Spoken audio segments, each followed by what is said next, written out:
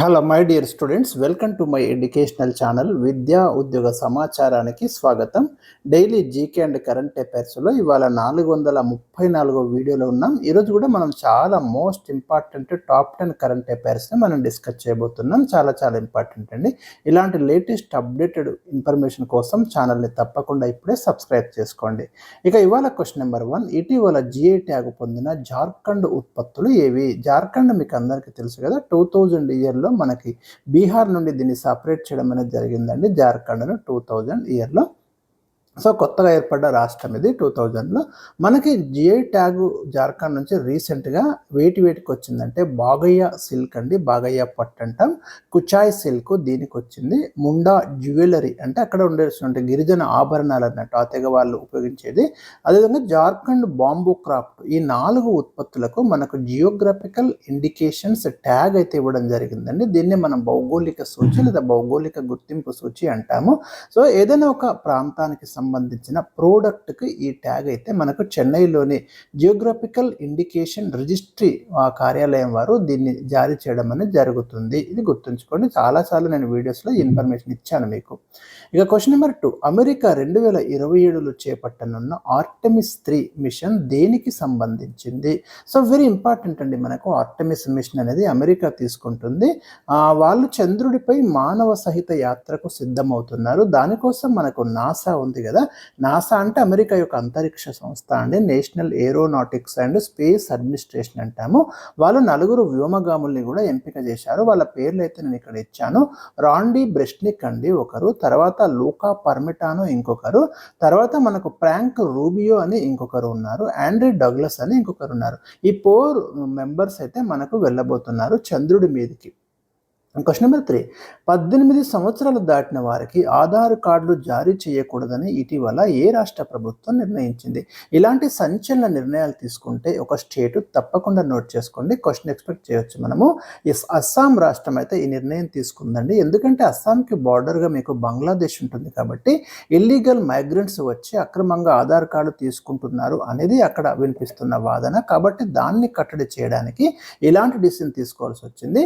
ఎవరైతే genuine persons ఉన్నారో వాళ్ళు కనుక 18 ఇయర్స్ లోపు తీసుకోకపోతే అలాంటి కేసెస్ని సపరేట్గా డీల్ చేసి వాళ్ళకి ఇస్తామని చెప్తున్నారు. కానీ మిగతా అక్రమంగా తీసుకునే వాళ్ళకి మాత్రం జారీ చేయకూడదని ఆ రాష్ట్ర ప్రభుత్వం ఇలాంటి నిర్ణయం తీసుకుంది. క్వశ్చన్ నెంబర్ 4, దేశ చరిత్రలో వరుసగా అత్యధిక కాలం పదవిలో కొనసాగిన ఎన్నికైన ప్రధానమంత్రిగా ఎవరు రికార్డు సృష్టించారో? చాలా చాలా ఇంపార్టెంట్ అండి. నరేంద్ర మోదీ ఈ రికార్డు సృష్టించారు.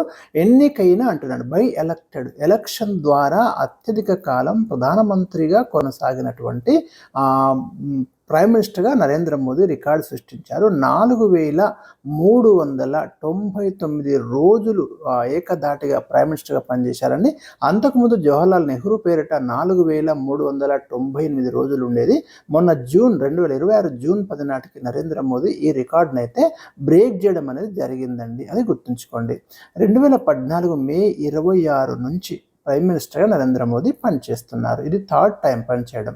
మనకు జవహర్లాల్ నెహ్రూ ఫస్ట్ 1952లో సార్వత్రిక ఎన్నికల్లో గెలిచి ప్రైమ్ మినిస్టర్గా ఎలక్షన్ ద్వారా అప్పుడు వచ్చాడండి. అంతకు ముందు నుంచి కూడా ఉన్నాడు, 1947 నుంచి కూడా ఉన్నాడు ప్రైమ్ మినిస్టర్గా నెహ్రూ.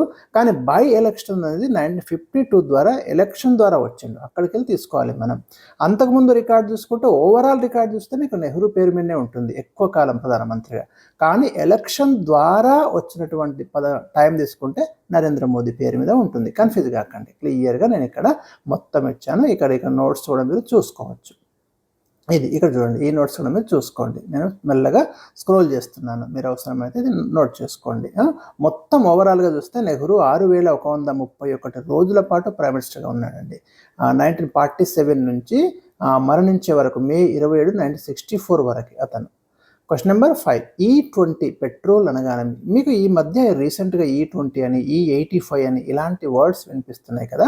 E20 పెట్రోల్ అంటే ఏం లేదండి, 20% ఇథనాల్ కలిపినటువంటి పెట్రోల్ను మనము E20 పెట్రోల్ అంటాము. అంటే భారతదేశము చమురు అంటే ఈ పెట్రోల్ మీద ఎక్కువగా మనం విదేశీ మారక ద్రవ్యాన్ని కోల్పోతున్నాం కాబట్టి దాన్ని తగ్గించుకోవడానికి పెట్రోల్లో ఇథనాల్ కలిపి వాడడం వల్ల ఇలాంటి కంట్రోల్ చేయొచ్చు అని ఒక నిర్ణయం తీసుకుంది. అది ఇంప్లిమెంటేషన్ అయితే చేస్తుంది.